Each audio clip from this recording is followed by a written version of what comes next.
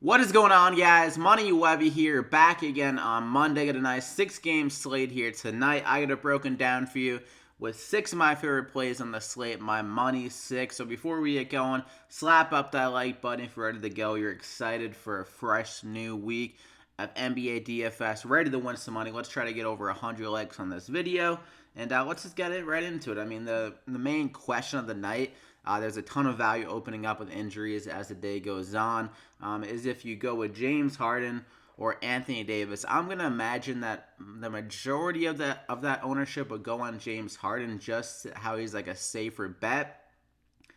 With Anthony Davis always having that injury concern and James Harden just being absolutely insane recently. And I'm going to go with Anthony Davis. I think this game is just a better fit for like a high scoring affair.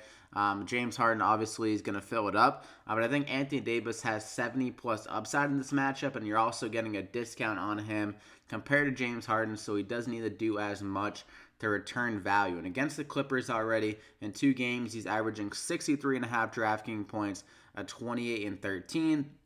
This game has a projected over-under of 239, so going to be a ton of points. When Anthony Davis is on the court for around 35 minutes, he's going to give you close to 60 to 75. I mean, not 75, but 60 to 70. There we go. DraftKings points a night. So, especially in this good matchup, the Clippers really struggle in the paint.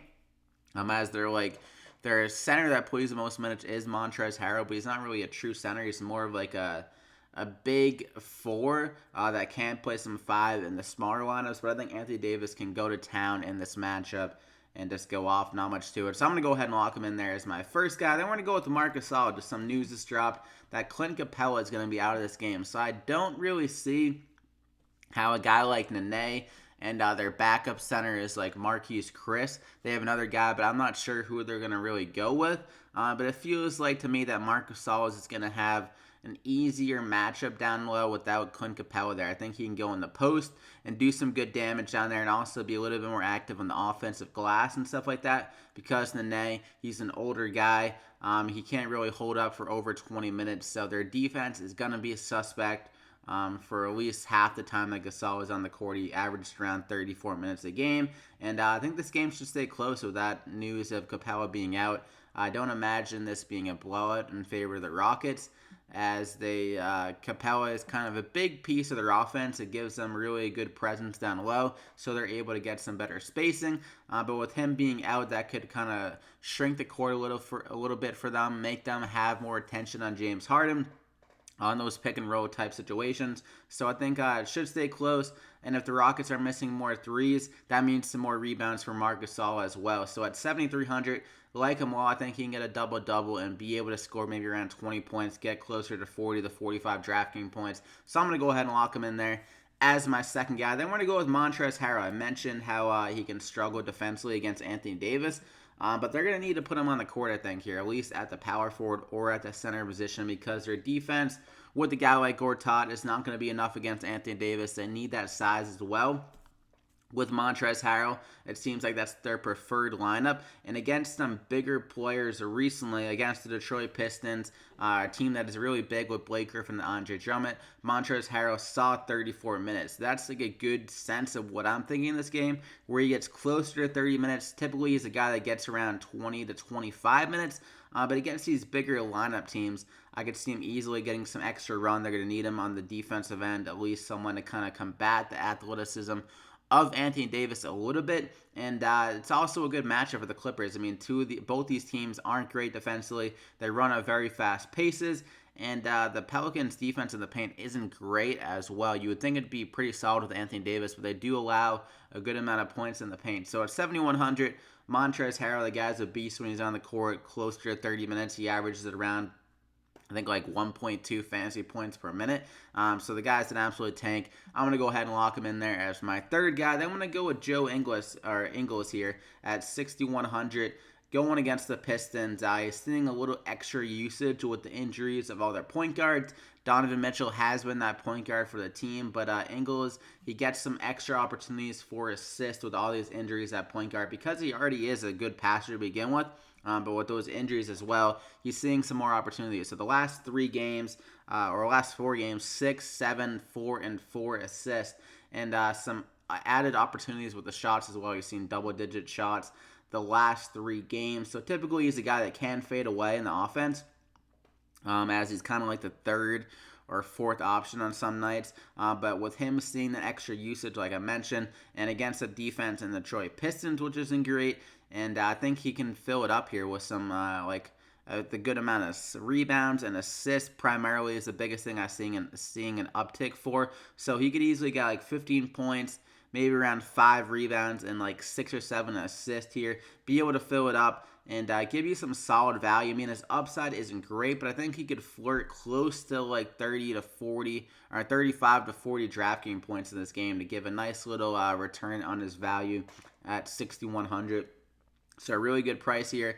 I like him a lot. I'm going to go ahead and lock him in there as my 4th guy. For my final guy, we're going to go to that value on the Boston Celtics here with Kyrie Irving and Marcus Smart both ruled out. I would imagine that Jaylen Brown will enter the starting lineup. He's been looking pretty damn good recently offensively. I mean, his one game that he kind of struggled in was his game against Miami, but in the limited minutes, he's been averaging like around like 10 to 15 points a game. He's had some big outbursts with 43, 33, 40 in those games.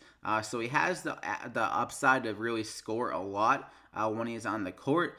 And this is the kind of matchup where I think he can get it done against the Brooklyn Nets. I mean, they're going to need the scoring without Kyrie Irving. He's a big part of their offense. Whenever he's off the court, I feel like Jaylen Brown does step up in a good way because he kind of can run some more of that ISO offense that Kyrie Irving kind of handles himself. But that's really Jaylen Brown's bread and butter is that ISO, just kind of clear the court, let him drive, or do like a little pull-up and pop shot. So at 4,300, really good value for a guy that should get closer to 30 minutes, and he can fill it up. Well, not fill it up, but fill up the scoring ability with Kyrie Irving out. So I'm going to go ahead and lock him in there as my 5th guy. And then for my value, Terry Rozier, pretty obvious here at 3,700 with him getting the start. They didn't price him up like Kyrie Irving was out. And when Kyrie Irving was out, he was priced up a ton to like 6,000. He wasn't returning a ton of value, but he did have that really good game actually against the Timberwolves where he got 39 DraftKings points. He had 5 steals in that game. So that's a big part of his game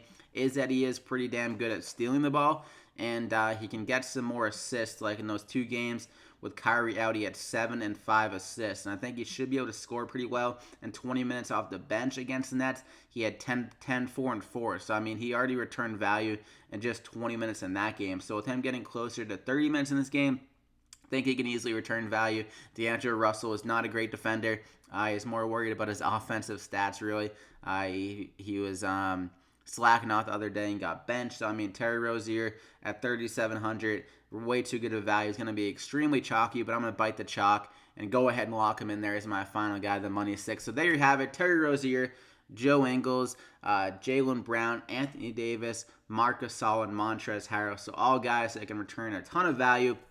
The biggest thing here is Montrezl Harrell. If you're going to explode and have one of those big games, I think this core can honestly return a lot and get you high in those kind of GPPs and cash game situations. So good luck here tonight. Drop a like if you enjoyed the video. Subscribe if you haven't to continue to get these NBA DraftKings picks and advice the remainder of the season. You can follow me on Twitter at MoneyWebby for any updates on the plays. If anything else changes, like if someone else is ruled out, we've already had a couple guys ruled out and it's already 1 o'clock, so maybe we'll get someone else ruled out. So definitely keep a lock there on my Twitter at MoneyWebby. But good luck here tonight.